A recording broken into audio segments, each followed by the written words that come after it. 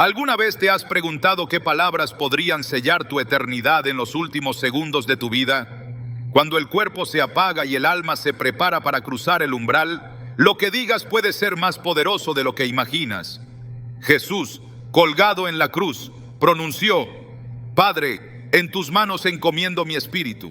Lucas 23:46. Estas palabras no fueron solo un suspiro final, sino una entrega absoluta, un acto de confianza total que abrió las puertas del cielo. Hoy profundizaremos en las palabras más poderosas que puedes decir antes de morir. Y cómo, si las pronuncias con fe, el infierno no podrá tocarte. Te mostraremos cómo una declaración de fe genuina puede marcar la diferencia entre condenación y gloria eterna. ¿Estás listo para entender lo que Dios tiene reservado para ti en el momento más decisivo de tu existencia?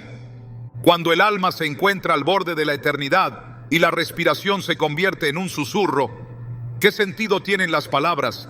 ¿Tienen poder o simplemente se desvanecen en el aire como ecos sin destino? La verdad, según la palabra de Dios, es que lo que pronunciamos antes de morir puede ser más poderoso de lo que jamás imaginamos.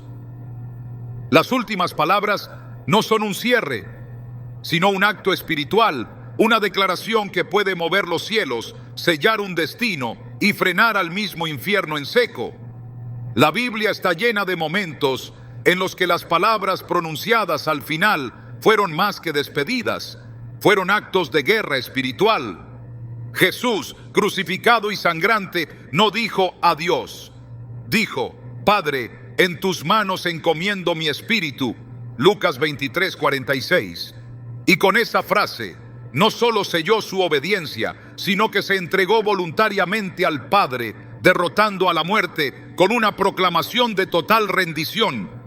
No fue una palabra vacía, fue una espada. Muchos creen que al llegar la hora de la muerte todo se reduce a silencio, pero no es así. En el mundo espiritual, ese instante está lleno de voces. La voz del enemigo que acusa, la voz del alma que clama, la voz del cielo que espera. Y también, si uno está consciente y abierto, la voz de Dios. Es en ese momento donde lo invisible se hace visible y lo eterno se impone sobre lo terrenal. Lo que digas en ese instante puede ser tu escudo, tu testimonio final, tu declaración de fe, tu clamor de victoria. Y por eso debemos hablar con propósito. Debemos saber que no estamos murmurando al vacío, sino declarando ante el trono de Dios y frente al reino de las tinieblas que ya no puede tocarnos. La Escritura lo deja claro: con el corazón se cree para justicia, pero con la boca se confiesa para salvación. Romanos 10:10. Esta verdad no se limita a los años de vida activa, se extiende hasta el último segundo. Dios no necesita un cuerpo fuerte, solo un corazón sincero y una lengua dispuesta a proclamar. El ladrón en la cruz no tuvo tiempo de rehacer su vida, de enmendar errores o de asistir a una reunión en la sinagoga. No, solo tuvo segundos, y en esos segundos pronunció unas palabras dirigidas al único que podía salvarlo. Jesús, acuérdate de mí cuando vengas en tu reino. Lucas 23:42. Y Jesús no dudó, no le preguntó por sus obras pasadas, le respondió con una promesa eterna: hoy estarás conmigo en el paraíso. Lucas 23:43. Ese fue un acto de guerra espiritual. Mientras la carne se deshacía por los clavos, mientras el enemigo celebraba la muerte de dos criminales, uno de ellos lanzó una bomba espiritual con sus labios. Pronunció un nombre, una súplica, una esperanza, y el infierno tuvo que retroceder. Esa palabra, esa confesión en su último momento, fue más fuerte que toda una vida de pecado, porque no fue una palabra cualquiera. Fue una palabra nacida del reconocimiento, de la fe, de una revelación divina, y esa palabra lo salvó. Lo que muchos no entienden es que en el instante de la muerte el enemigo no descansa. Satanás es descrito como el acusador de nuestros hermanos, el que los acusa delante de nuestro Dios día y noche. Apocalipsis 12:10. ¿Qué crees que hace cuando una persona está por morir? acusa, presenta argumentos, recuerda pecados, siembra miedo, invade la mente con dudas, intenta arrebatar el alma en el momento de mayor vulnerabilidad. Pero hay un arma que puede detenerlo: la palabra de fe. No una palabra emocional ni vacía, sino una palabra cargada de verdad eterna.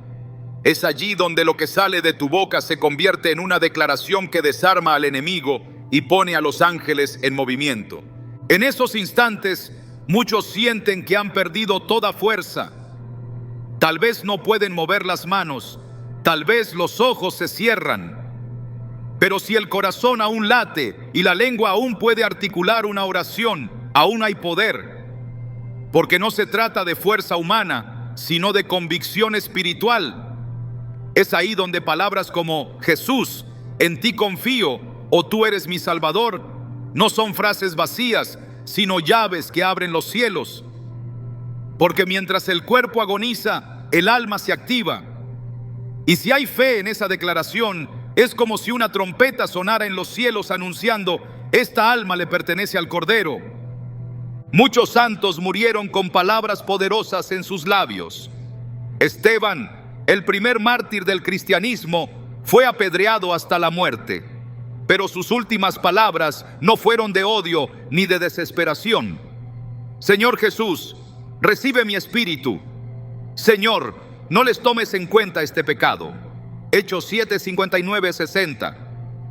Estas palabras no fueron para impresionar a quienes lo mataban. Fueron palabras dirigidas al trono de Dios.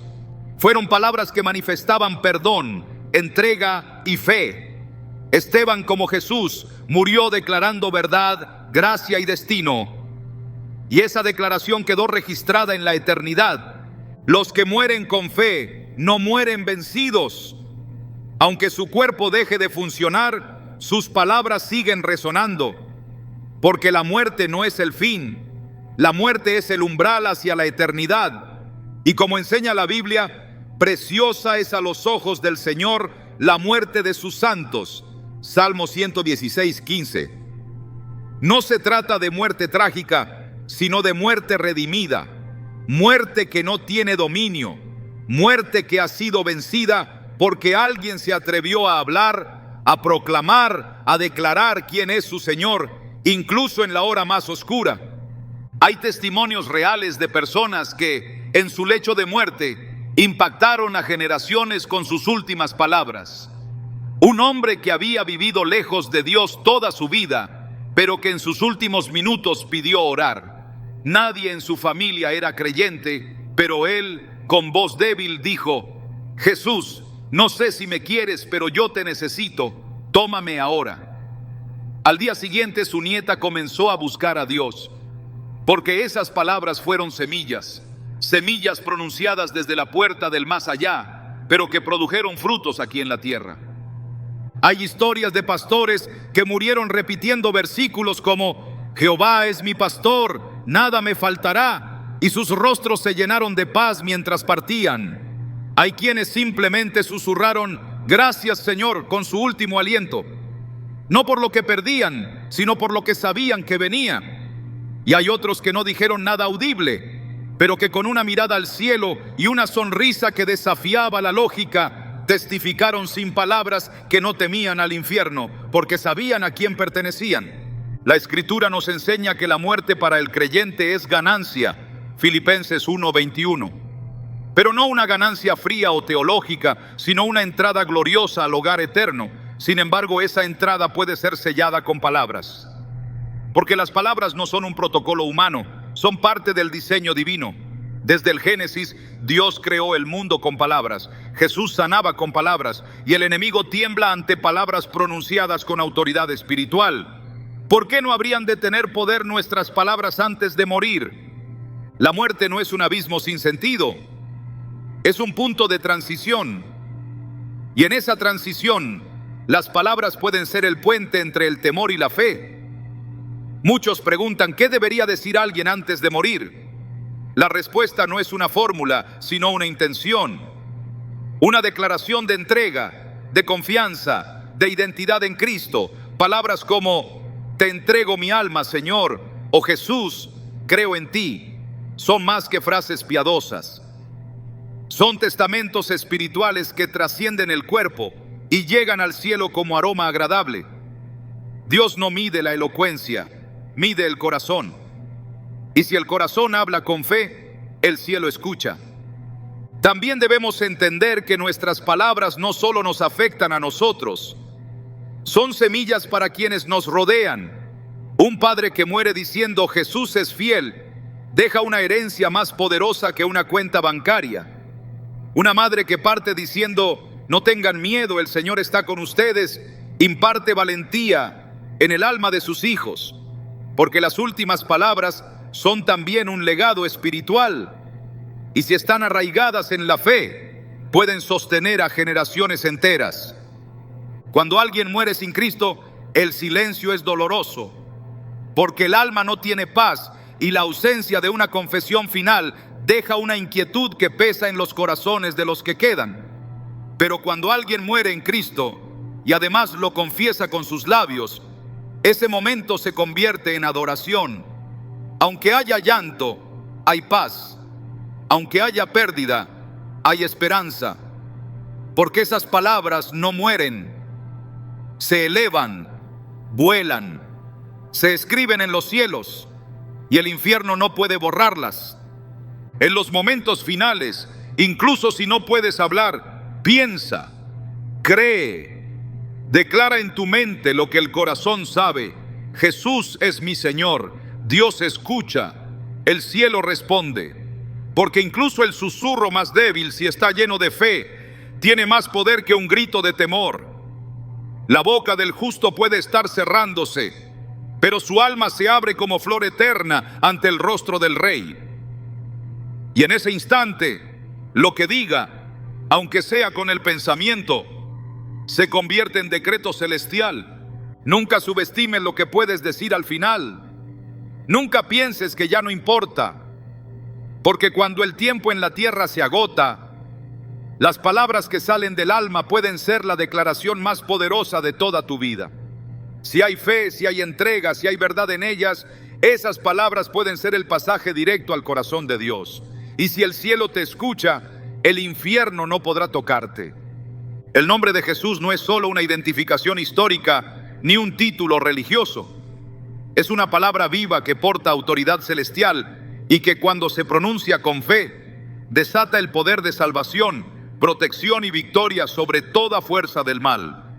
En el instante final de la vida, cuando el alma se prepara para cruzar el umbral entre el tiempo y la eternidad, no hay frase más poderosa, más contundente y más trascendente que invocar ese nombre.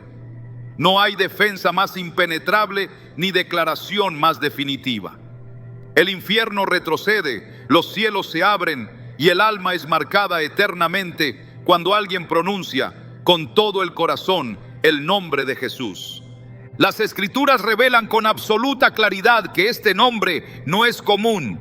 Hechos 4:12 afirma con solemnidad: y en ningún otro hay salvación, porque no hay otro nombre bajo el cielo dado a los hombres en que podamos ser salvos. Esta declaración no es simbólica, es literal. No hay otra forma de acceder a la eternidad con Dios. No hay otro nombre que tenga el poder de arrancar a un alma de las manos del enemigo y transferirla al reino de la luz. Cuando alguien en el instante final invoca el nombre de Jesús con un corazón arrepentido y sincero, está activando la promesa eterna del cielo, está ejerciendo la fe que justifica, que purifica, que transforma. Está, con sus propias palabras, cerrando las puertas del infierno para siempre. No se trata de una fórmula mágica ni de una repetición vacía. No es la simple pronunciación fonética lo que tiene poder, sino la fe y la entrega que acompañan esa invocación. En Filipenses 2:9-11 leemos que Dios lo exaltó hasta lo sumo y le dio un nombre que es sobre todo nombre, para que en el nombre de Jesús se doble toda rodilla y toda lengua confiese que Jesucristo es el Señor. Ese pasaje no es una metáfora, es una revelación del orden espiritual. Invocar el nombre de Jesús no es un acto humano, sino un acto que activa el diseño de Dios. Toda lengua que lo confiesa como Señor, aún en el último suspiro, está alineándose con una verdad eterna que trasciende el tiempo y los méritos humanos. Muchos se preguntan si es válido recurrir al nombre de Jesús solo al final, si esa declaración en el lecho de muerte tiene el mismo peso que una vida entera de fe. La respuesta está en la cruz. Un hombre colgado junto a Jesús, con años de errores y una sentencia de muerte sobre sus hombros, elevó su voz y dijo: Jesús, acuérdate de mí cuando vengas en tu reino. Lucas 23:42. No fue un discurso elaborado ni una vida reformada. Fue una oración sencilla, nacida del corazón. Y esa oración fue suficiente. Jesús respondió de inmediato, sin condiciones, sin demoras: de cierto te digo que hoy estarás conmigo en el paraíso. Lucas 23:43. El ladrón en la cruz no recibió una salvación simbólica, recibió entrada directa al reino eterno. Su confesión, breve pero sincera, fue el sello que cerró su historia en la tierra y abrió su eternidad en el cielo. Esto confirma que la salvación no es el resultado de acumular méritos religiosos, sino de depositar la fe en el lugar correcto, en el momento crucial. Y no hay momento más decisivo que los últimos segundos de vida. Es ahí donde toda apariencia se desvanece, donde todo conocimiento se reduce a lo esencial, donde lo único que permanece es lo que se cree en lo profundo del alma. En esos momentos, cuando el cuerpo cede y la mente se enfrenta a la realidad de la eternidad, invocar el nombre de Jesús no es solo un clamor desesperado, es una declaración de destino, es rendirse al único que venció a la muerte, es reconocer que no hay salvación fuera de Él, es hacer lo que Romanos 10:13 enseña con absoluta claridad: todo aquel que invocare el nombre del Señor será salvo. Esta es una promesa que no tiene excepciones. No dice todo aquel que vivió bien, ni todo aquel que no falló. Dice todo aquel, porque la salvación en su esencia no es una recompensa, sino un regalo que se activa con fe y que se pronuncia con palabras que nacen del quebranto y la esperanza. El enemigo intentará sembrar confusión en el momento final, hará recordar errores, aumentará el miedo, presentará dudas, pero no puede resistir cuando se pronuncia el nombre que lo derrotó en la cruz.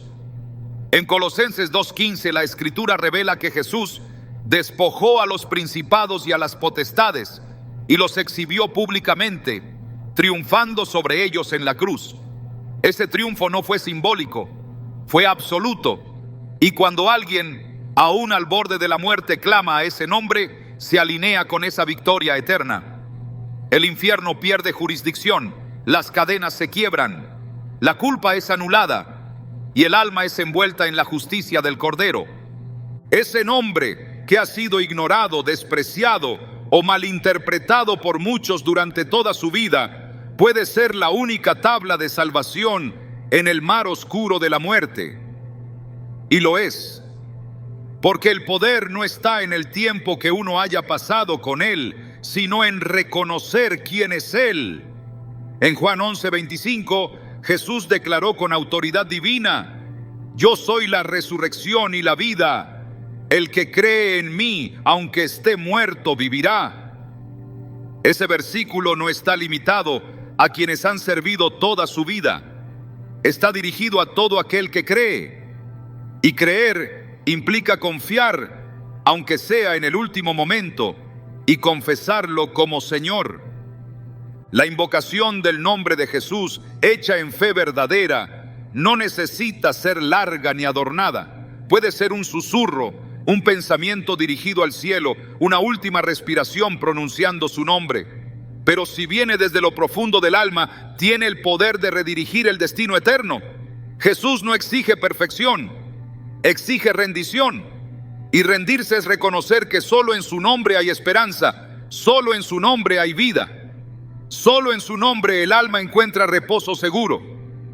La Escritura es consistente. No deja ambigüedades respecto al poder del nombre de Jesús. En Marcos 16:17 se nos enseña que en mi nombre echarán fuera demonios, pondrán las manos sobre los enfermos y sanarán. Si ese nombre tiene poder para sanar cuerpos, liberar mentes y vencer demonios en vida, ¿cuánto más poder tendrá cuando es invocado con fe en la hora más definitiva? Esa hora en la que ya no hay fuerzas humanas, solo verdades eternas. Y entre todas las verdades, una resplandece con más intensidad. El nombre de Jesús salva, no como idea, no como tradición, sino como realidad viva. En la hora final no hay argumentos teológicos que sostengan, no hay discursos religiosos que valgan. Solo hay una pregunta que el alma responde con su última declaración: ¿a quién pertenece? Y si la respuesta es a Jesús, esa confesión se convierte en escudo, en decreto, en testamento espiritual. La muerte ya no tiene aguijón, el infierno ya no tiene acceso, porque el alma ha sido redimida, no por obras, sino por la sangre del Hijo, y esa redención se activa cuando se le reconoce como Salvador. Quien invoca ese nombre no muere solo, no parte al vacío, parte en compañía del Rey de Reyes, acompañado por las promesas que no fallan. Jesús dijo: y he aquí, yo estoy con vosotros todos los días hasta el fin del mundo. Mateo 28:20. Y ese fin no es abandono, es transición, es el paso de esta tierra al reino que no se desvanece. Es cruzar el umbral sostenido por la gracia, guiado por la verdad y cubierto por la sangre que habla mejor que cualquier otra palabra. Hebreos 12:24. El nombre de Jesús no es una opción entre muchas, es la única puerta. Juan 14:6 declara sin espacio a confusión: yo soy el camino y la verdad y la vida. Nadie viene al Padre sino por mí. No hay otro acceso, no hay otro mediador, no hay otro nombre. Y esa verdad, cuando es confesada en el último momento de vida, sella el alma con la marca del cielo. El infierno no puede reclamar lo que ha sido entregado a Cristo, no puede tocar lo que está cubierto por la gracia. Y esa gracia se activa con una confesión sincera. Morir invocando el nombre de Jesús no es morir con miedo, es morir con certeza. No es un acto desesperado, sino el acto más consciente que se puede tener en ese momento. Es un acto de fe, de entrega, de confianza total.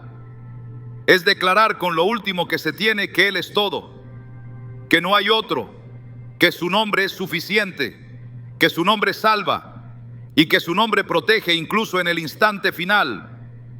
Cuando ese nombre es invocado con fe, no hay oscuridad que pueda resistir, no hay acusación que prevalezca, no hay pasado que condene, porque ese nombre es justicia, es cobertura, es garantía de salvación, es refugio eterno. En los últimos segundos de vida, cuando todo lo demás se desvanece, ese nombre permanece. Y al pronunciarlo, se pronuncia vida. Cuando llega el momento final, cuando el alma comienza a desprenderse del cuerpo y la eternidad se hace inminente, hay una batalla silenciosa que se libra en lo invisible. No se trata solo de una despedida del mundo físico, sino de una confrontación espiritual en la que el enemigo busca reclamar lo que no le pertenece. En ese instante, no hay espacio para el temor ni para la ambigüedad. Lo que se dice en esos últimos segundos puede marcar la diferencia entre la condenación y la gloria. Y una de las declaraciones más poderosas que puede surgir de los labios en ese momento es una confesión de fe, no como un acto simbólico, sino como una proclamación que silencia al acusador y sella el alma con la marca del reino eterno. El acusador nunca descansa.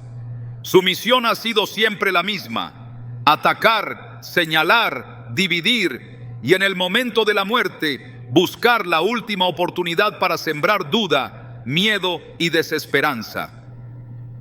Apocalipsis 12:10 describe su función con claridad: el acusador de nuestros hermanos, el que los acusaba delante de nuestro Dios día y noche, ha sido lanzado fuera. Esa figura no es metafórica, es una entidad real que presenta cargos, que trae a la memoria los errores, que intenta oscurecer la verdad con la sombra del pasado. Su estrategia es simple: recordar al moribundo cada fallo, cada pecado, cada oportunidad perdida, buscando que en ese instante la persona dude de la misericordia de Dios. Pero hay una respuesta que desarma toda acusación. Esa respuesta no depende de méritos ni de argumentos, sino de una confesión. Creo en Jesús como mi Señor y Salvador. Cuando esa confesión brota desde lo más profundo del corazón, todo el sistema de acusación se derrumba, porque no hay condenación para los que están en Cristo Jesús. Romanos 8:1. Y quien lo confiesa como Señor, incluso en el momento de la partida, está declarando que su alma ya no está bajo juicio, sino bajo gracia. La confesión no es un recurso humano, es una manifestación de lo que ya ha sido decretado en lo alto. Y cuando esa confesión se hace audible, el infierno pierde todo derecho.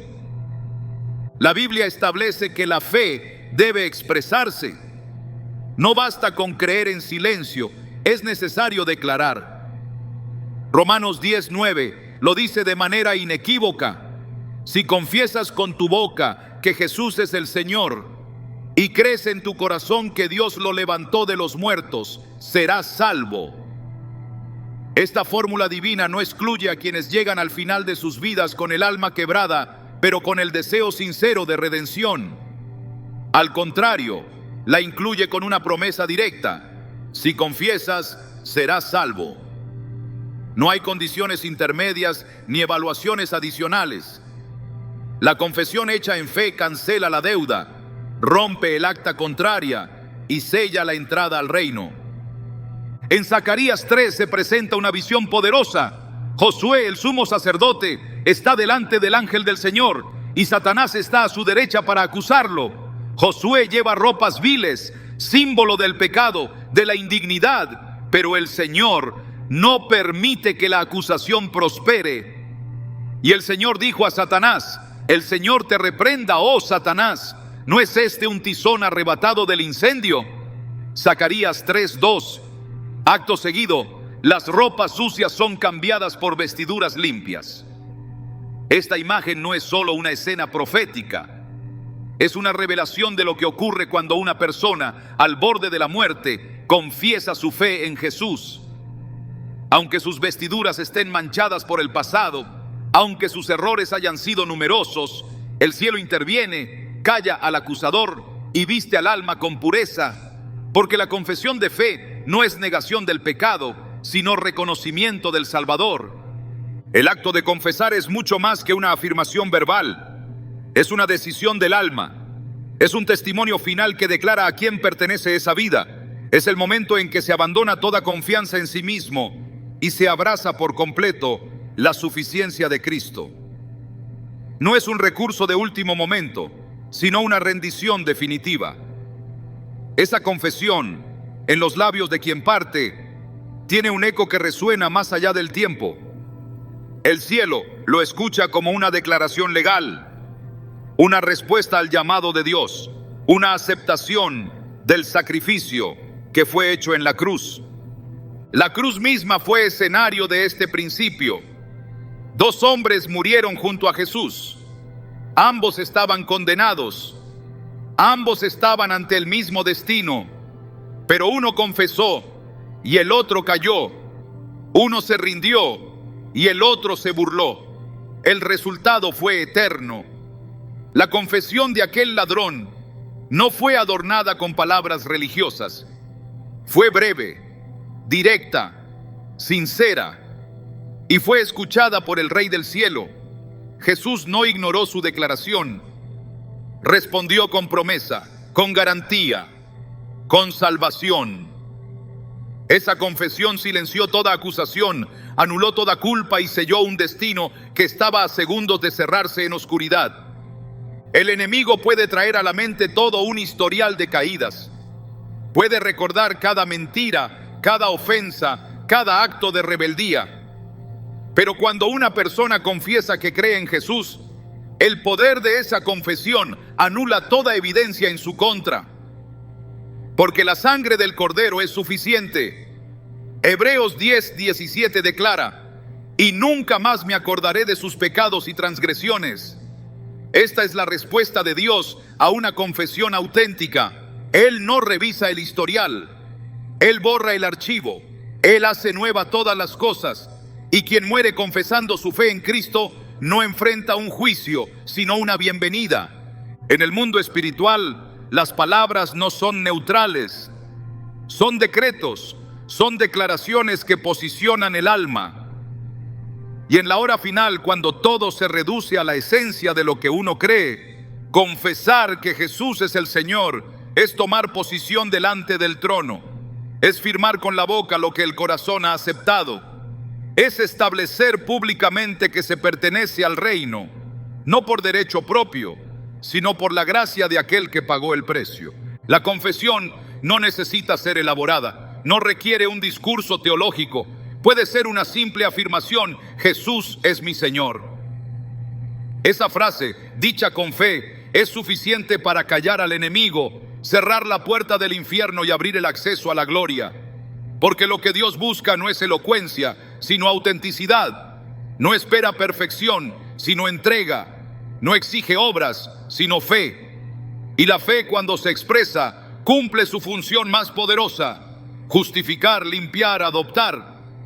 Hebreos 4:14 nos exhorta: retengamos nuestra confesión. Esa confesión es el hilo de oro que conecta nuestra vida terrenal con nuestra esperanza eterna. Y cuando se mantiene firme hasta el último aliento, se convierte en una espada que corta toda acusación, en una luz que disipa toda oscuridad, en una señal que indica claramente el destino del alma. Quien parte de este mundo confesando a Cristo no lo hace con incertidumbre, lo hace con seguridad, porque ha establecido con su boca que pertenece a aquel que venció la muerte. Esa declaración no queda en el aire, es recibida en lo alto como una afirmación de pertenencia, como una señal de que esa alma ha reconocido su Salvador y ha aceptado su señorío. Y ante tal confesión, el acusador no tiene argumento que sostener. El libro de 1 Juan 4:15 afirma: todo aquel que confiese que Jesús es el Hijo de Dios, Dios permanece en él y él en Dios. Esta promesa no se limita a quienes la hacen en vida plena. Aplica también a quienes, al cerrar los ojos al mundo, los abren hacia la eternidad con una confesión clara de fe. Ese momento, por breve que sea, se convierte en un testimonio eterno, porque quien confiesa al Hijo es recibido por el Padre, y el Padre no rechaza a quien lo reconoce con sinceridad. No hay argumento más contundente en los cielos que la confesión de fe. No hay acusación que resista el eco de un alma que declara a Cristo como su Señor. Esa voz, por tenue que sea, se convierte en decreto. El alma es lavada, el enemigo es silenciado y la puerta de la eternidad se abre. Porque la confesión hecha en fe es la llave que activa el poder de la redención. Y cuando esa llave se gira con la última fuerza del ser, el reino de Dios responde con aceptación, con abrazo, con vida sin fin. El arrepentimiento es más que un acto moral. Es una respuesta espiritual que nace del reconocimiento de la verdad. No es solo una emoción, ni una reacción tardía al miedo de morir. Es un giro del alma, un regreso al origen, una decisión que transforma el destino eterno de quien lo abraza, incluso si llega en el último momento. Muchos se preguntan si ese arrepentimiento que nace justo antes del último aliento es verdadero, si es suficiente, si Dios lo acepta. Pero la Escritura no deja dudas. El corazón contrito, aún en el umbral de la muerte, no será rechazado. Porque el arrepentimiento, en su esencia más pura, no es una obra humana, sino una gracia que desciende cuando el alma decide dejar la rebelión y volver al Padre. Jesús no cerró la puerta al que llega tarde. Él nunca enseñó que el tiempo fuera el criterio que determina la salvación. Enseñó que lo importante es cómo se responde al llamado cuando llega. El reino de los cielos no se mide por horas de servicio, sino por la entrega del corazón. En la parábola de los obreros de la viña, relatada en Mateo 20, el dueño contrató trabajadores en diferentes momentos del día. Algunos comenzaron al amanecer, otros al mediodía y otros al caer la tarde. Pero al final todos recibieron la misma paga. No porque el trabajo fuera igual en cantidad, sino porque la gracia del Señor es la misma para todos los que aceptan su llamado. Esa enseñanza rompe los argumentos de quienes creen que un arrepentimiento tardío es inferior o insuficiente. La muerte no invalida la gracia. La proximidad del juicio no reduce el poder del perdón. De hecho, es en la cercanía del fin cuando la verdad se revela con mayor intensidad, y muchos, al borde del abismo, son tocados por la luz divina que deshace años de endurecimiento en segundos de claridad espiritual. La palabra no establece límites temporales al arrepentimiento. Lo que establece es la urgencia de no endurecer el corazón cuando llega el momento de responder. Hebreos 3:15 declara: si oís hoy su voz, no endurezcáis vuestros corazones. La clave no es cuánto tiempo queda, sino qué se hace con el momento presente. Si ese momento es el último, aún así, tiene poder para cambiar el curso eterno del alma.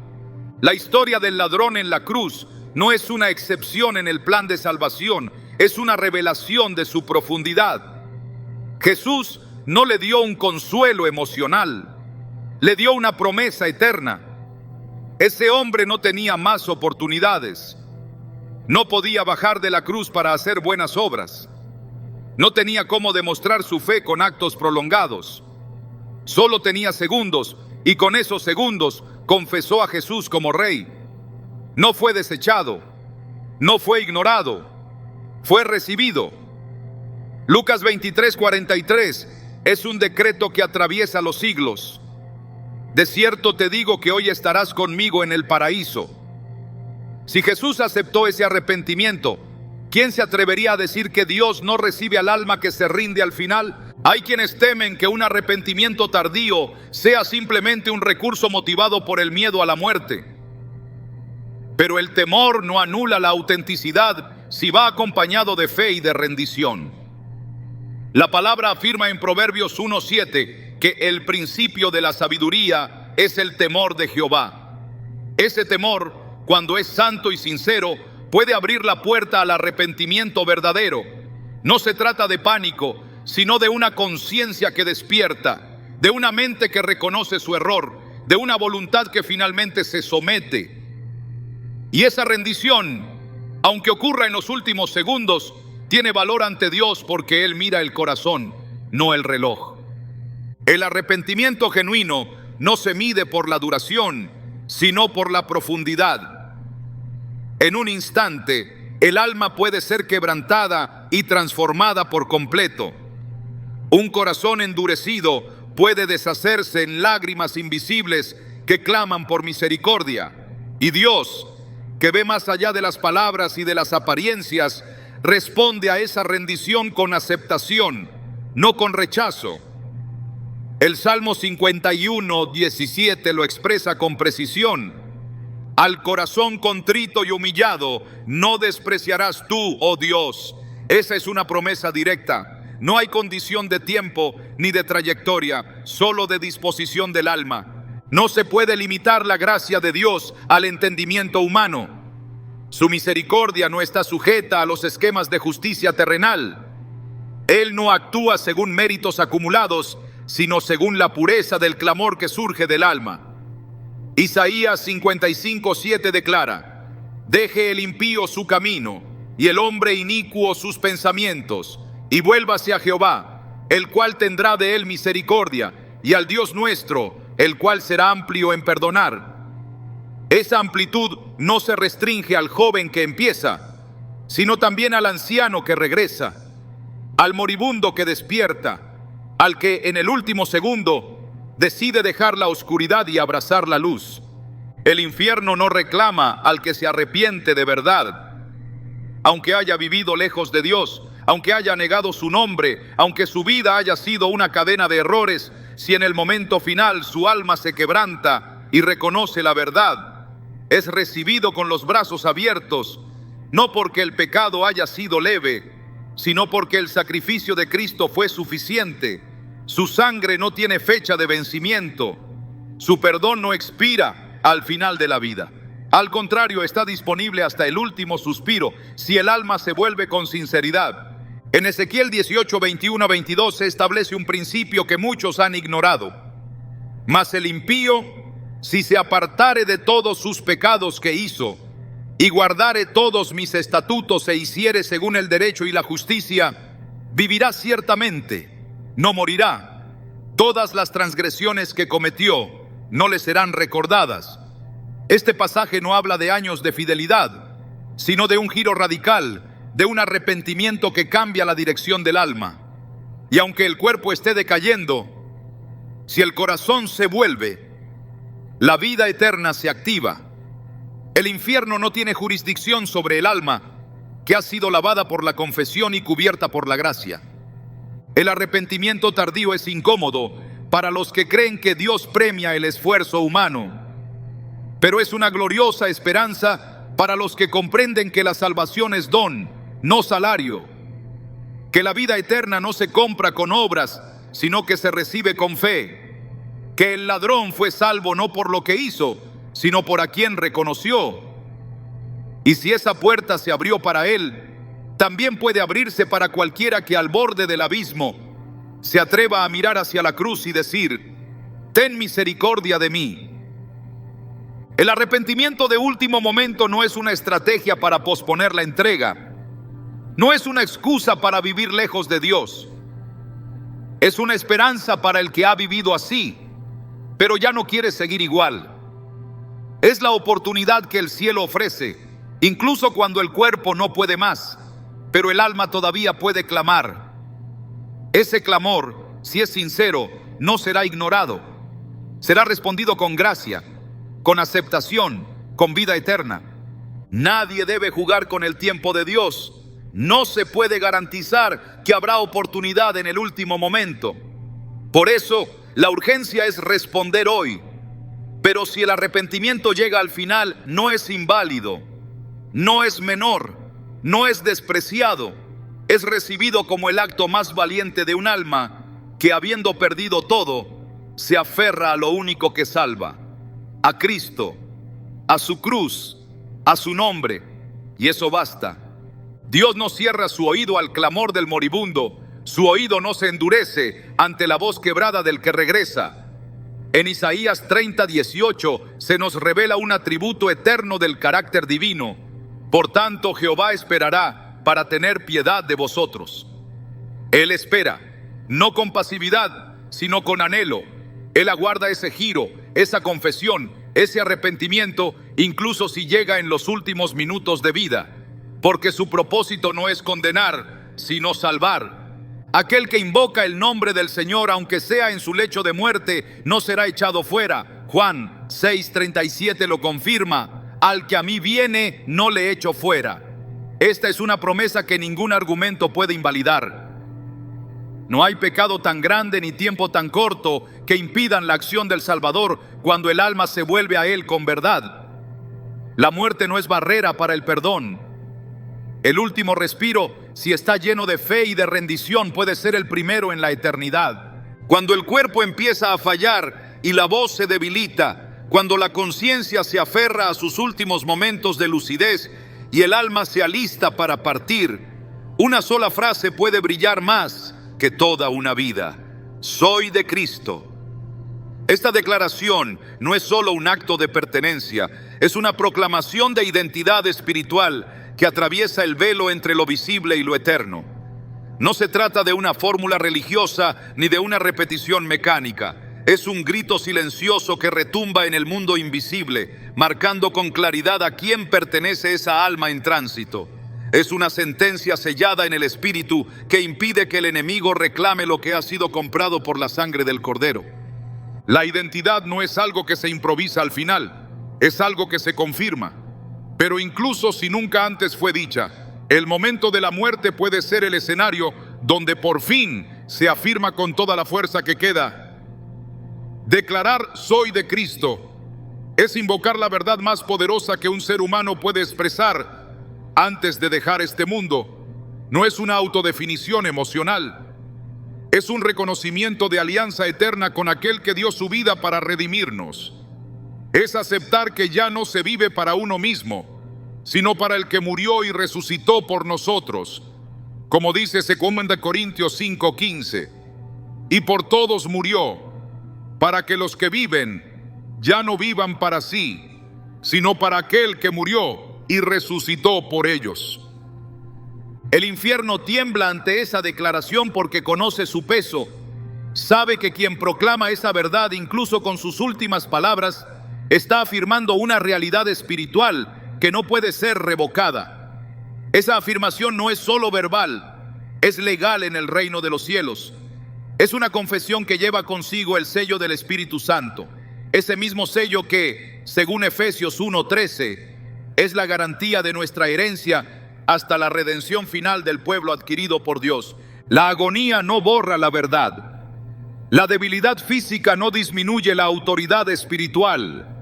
Aun si los labios apenas pueden moverse, si el alma alcanza a decir con intención y verdad, yo soy de Cristo, esa simple expresión se convierte en una muralla impenetrable, porque la muerte no tiene dominio sobre los que han sido justificados.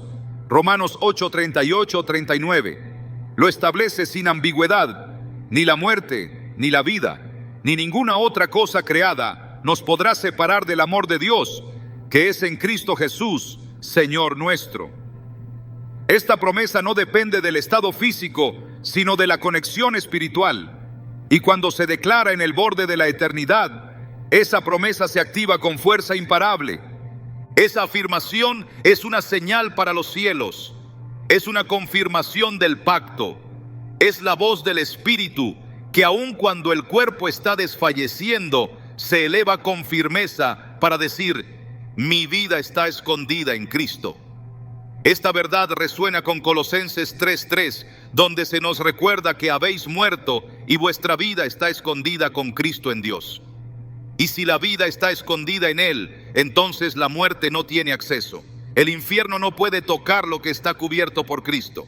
No puede cruzar esa línea de fuego establecida por la confesión que emana de una fe auténtica. Decir, soy de Cristo en el momento de la muerte no es un acto de desesperación. Es una afirmación de certeza. Es mirar a la oscuridad sin temor porque la luz ya está dentro. Es rendirse sin perder, partir sin abandonar, descansar sin desaparecer. Es afirmar que el alma ya tiene dueño, que ha sido redimida, adoptada, transformada y sellada. Es recordar lo que 1 Corintios 6, 19, 20 enseña con autoridad. No sois vuestros, habéis sido comprados por precio. Esa compra fue definitiva y quien lo reconoce con sus últimas palabras está validando ante los cielos que esa transacción fue aceptada. La muerte no es el fin del creyente, es la coronación. Es el momento en que todo lo sembrado en la fe se recoge en gloria. Y si hay algo que resume toda esa esperanza en una sola frase, es la confesión de pertenencia a Cristo. Esa frase tiene implicaciones eternas. No es un susurro cualquiera. Es una proclama espiritual que pone en fuga a las tinieblas. Porque el enemigo no puede tocar lo que no le pertenece. Y cuando se declara, yo soy de Cristo, se está alzando una bandera sobre el alma. Una bandera que declara la victoria del Cordero sobre la muerte, sobre el pecado, sobre el infierno. En Gálatas 2:20, el apóstol Pablo expresa con claridad lo que significa pertenecer a Cristo. Con Cristo estoy juntamente crucificado, y ya no vivo yo, mas vive Cristo en mí. Esa no es una figura retórica, es una transformación real. Y quien reconoce esa verdad, aunque sea en su lecho de muerte, está alineando su alma con la vida del Hijo de Dios. Esa alineación no se logra por obras, sino por fe. Y la fe, cuando se expresa con la boca, da vida incluso en la muerte. No hay debilidad que invalide esa declaración. El cuerpo puede estar colapsando, los órganos dejando de funcionar, la respiración volviéndose cada vez más corta. Pero si el alma encuentra la fuerza de decir, yo soy de Cristo, entonces el espíritu es elevado, no en derrota, sino en victoria. porque esa afirmación no es una esperanza vaga, es una certeza establecida en la roca que no se mueve, y esa roca es Cristo. 1 Corintios 3:11 dice: porque nadie puede poner otro fundamento que el que está puesto, el cual es Jesucristo. Y cuando el fundamento es firme, la casa permanece, incluso cuando el viento de la muerte sopla con violencia. Decir soy de Cristo en los últimos momentos no es una resignación, es una conquista. Es el acto más audaz que un alma puede realizar en sus últimos segundos. Es como sellar un pacto con las palabras finales, dejando atrás todo lo perecedero y afirmando lo eterno. Es testimonio, es sello, es espada. Porque esas palabras no solo definen al que parte, sino que también testifican delante del trono celestial: este pertenece al Hijo. Y si pertenece al Hijo, entonces es heredero de la gloria, coheredero del reino, participante de la vida eterna. Esa identidad no se pierde con los años, ni se borra por las caídas. Cuando se afirma con sinceridad, esa identidad se reactiva, se fortalece, se establece como una marca espiritual que ni siquiera la muerte puede apagar. Decirlo en los últimos momentos es regresar a la verdad que siempre ha estado disponible: que Cristo es la vida y que en Él aún la muerte es solo el principio. Juan 10:28 lo declara con poder: y yo les doy vida eterna, y no perecerán jamás, ni nadie las arrebatará de mi mano. Esa promesa se aplica a quien pertenece a Él y se activa plenamente cuando se reconoce esa pertenencia en fe. Al declarar esa identidad en la agonía, el alma no se entrega al dolor, se entrega al Padre, se entrega al cuidado eterno del que prometió nunca dejar ni abandonar. Es cumplir lo que Jesús enseñó: el que me confesare delante de los hombres, yo también le confesaré delante de mi Padre que está en los cielos. Mateo 10:32. No se trata solo de un acto simbólico, sino de una confesión que tiene implicaciones celestiales. Al confesar que se es de Cristo, el alma es presentada en el cielo como propiedad legítima del Hijo, y nadie puede arrebatar lo que Él ha redimido. Cuando el creyente declara su identidad espiritual en el momento final, no lo hace para convencer a los demás, lo hace porque el Espíritu reconoce su origen y vuelve al que lo dio. Eclesiastés 12:7 lo confirma: y el polvo vuelva a la tierra como era, y el espíritu vuelva a Dios que lo dio. Ese regreso no es automático, es direccionado por la confesión. Y si esa confesión está revestida de fe y verdad, entonces el espíritu no se pierde, sino que regresa a su fuente, a su dueño, al pastor que prometió no perder ni una sola de sus ovejas. Esa declaración final no necesita ser fuerte, no necesita ser pública. Puede ser un susurro, un pensamiento, un gemido, pero si viene desde la profundidad del alma, su efecto es eterno. Porque lo que se declara con fe, aunque el mundo lo ignore, es recibido en lo alto con honor. Apocalipsis 14:13 lo dice así: bienaventurados de aquí en adelante los muertos que mueren en el Señor, descansarán de sus trabajos, porque sus obras con ellos siguen. Morir en el Señor es morir en seguridad, es entrar al reposo que fue prometido. Y quien declara yo soy de Cristo, entra no como desconocido, sino como hijo, como heredero, como parte del cuerpo redimido. El alma que parte así no necesita explicación, porque ya está marcada. Esa confesión basta. Es el pasaporte eterno, es la señal del pacto, es el eco de una fe que, aunque quizá fue débil, en su último momento brilló con toda su fuerza, porque no hay luz más intensa que la que nace en la hora más oscura, y no hay declaración más pura que la que se emite cuando todo lo demás se ha desvanecido. En los momentos finales de la vida, cuando el tiempo se agota y la eternidad se acerca, la mente puede llenarse de preguntas. ¿Será suficiente lo que viví? ¿Estaré listo para cruzar ese umbral? ¿Qué ocurrirá con mi alma? Pero hay una certeza que el corazón redimido puede declarar con autoridad: las promesas de Dios no fallan, y entre todas ellas hay una que resplandece como escudo de fuego en la hora más oscura. El alma que confía en el Señor, el alma que se acoge a su palabra, no será tocada por el infierno. El Señor ha prometido custodiar hasta el fin a quienes son suyos.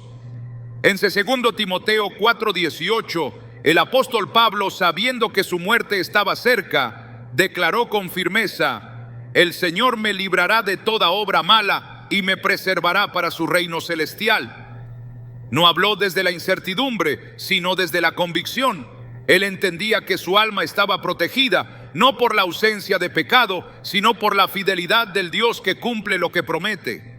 Esa misma fidelidad actúa como un muro espiritual cuando el enemigo intenta reclamar lo que no le pertenece. El infierno no puede cruzar los límites que Dios ha establecido. No tiene acceso a los redimidos. No puede tocar lo que ha sido sellado por el Espíritu Santo. Efesios 1:13 confirma que, habiendo creído, fuisteis sellados con el Espíritu Santo de la promesa. Ese sello no se rompe con la muerte, sino que se manifiesta con mayor fuerza, porque el alma va al encuentro de aquel que la redimió. En ese instante, las promesas no son solo palabras, son realidades eternas que actúan con autoridad. Jesús mismo lo dijo en Juan 6:39. Y esta es la voluntad del que me envió, que de todo lo que me diere no pierda yo nada, sino que lo resucite en el día postrero. Esta es la garantía divina que protege al creyente al morir. La voluntad del Padre es conservar intacto lo que fue entregado al Hijo. Esa alma, esa vida, ese espíritu que declaró su fe, que se arrepintió, que confesó su identidad en Cristo, está cubierto por una promesa que el infierno no puede anular. En el instante final, cuando se dice con sinceridad: en ti confío, te pertenezco, soy tuyo, Señor, esas palabras no se disuelven en el aire, se convierten en decreto, se activan como escudo, porque el Dios que las escucha no es indiferente, es justo, es fiel y es guardador de almas. Salmo 121:7 lo expresa con precisión: Jehová te guardará de todo mal, Él guardará tu alma. Y esa custodia no termina con el último suspiro, es eterna. El alma que se despide confiando en esa promesa no cae en la oscuridad, es recogida por la luz, y el infierno no la puede tocar. Cuando el alma se prepara para cruzar los umbrales de lo eterno, hay un instante sagrado en el que lo visible y lo invisible se tocan. Ese momento no es solo el cierre de una historia en la tierra, sino el nacimiento de una nueva existencia en otra dimensión. Las palabras pronunciadas al final no solo tienen el poder de sellar una vida de fe, sino también de abrir una puerta que nadie puede cerrar. Pero más allá de la defensa contra el infierno, más allá del poder de una declaración, hay un misterio más profundo: el privilegio divino de cerrar los ojos en la tierra y abrirlos en la presencia de aquel que dio la vida por ti. Porque morir con las palabras correctas no es solamente evitar el destino del alma perdida, es honrar al Creador con el último aliento, es entregar la respiración final como una ofrenda voluntaria, como un acto de adoración pura, libre de vanidad, libre de temor, libre de todo lo que alguna vez encadenó el corazón. Ese último suspiro puede convertirse en el acto más íntimo de comunión, el momento en que el alma reconoce que fue hecha por Dios, para Dios, y que ahora vuelve a Él con gozo, no con terror. El infierno no solo es derrotado, es ignorado, porque la atención del alma ya no está en lo que dejó atrás, sino en la gloria que está por delante. Las últimas palabras tienen el poder de no solo cerrar una vida, sino de establecer un legado. Lo que se dice al partir puede convertirse en semilla para quienes permanecen. No solo se trata del destino eterno de quien muere, sino del impacto que esas palabras tendrán en quienes las escuchen. Porque una despedida ungida de fe puede convertirse en una invitación viva para los que aún tienen tiempo. Un alma que parte declarando verdad puede mover el corazón endurecido de los que la rodean. Ese instante puede ser usado por Dios para abrir los ojos de muchos. Cuando alguien muere con convicción, dejando atrás no solo un cuerpo, sino un testimonio, el cielo lo recibe y la tierra lo recuerda.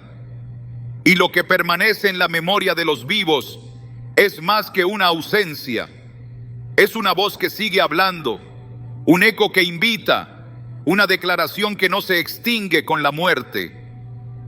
La victoria sobre el infierno no es solamente una cuestión de protección, es también un acto de herencia espiritual. Es comprender que cada alma que muere en Cristo se convierte en testigo de la promesa cumplida.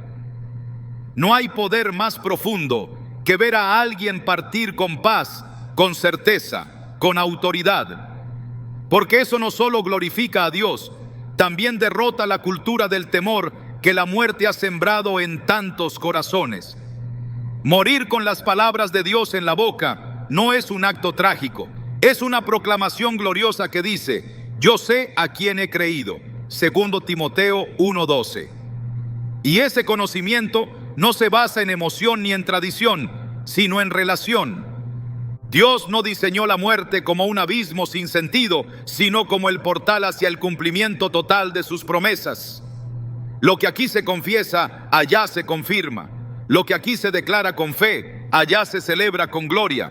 Por eso, las palabras que se pronuncian al final no solo deben proteger el alma del infierno, sino también preparar al espíritu para su encuentro con la belleza más pura, con el rostro más esperado, con el amor más completo. Morir en Cristo, con palabras que lo exalten, no es un final, es el inicio de todo lo que fue prometido. El infierno no te tocará, porque no fue creado para ti. El Padre te espera, y cuando llegue la hora, lo más poderoso no será simplemente que mueras sin temor, sino que lo hagas mirando al cielo, con palabras que proclamen a quién perteneces, a dónde vas y qué verdad eterna arde dentro de ti. Porque ese momento, aunque silencioso, será escuchado en el cielo, y Dios mismo extenderá su mano para recibirte.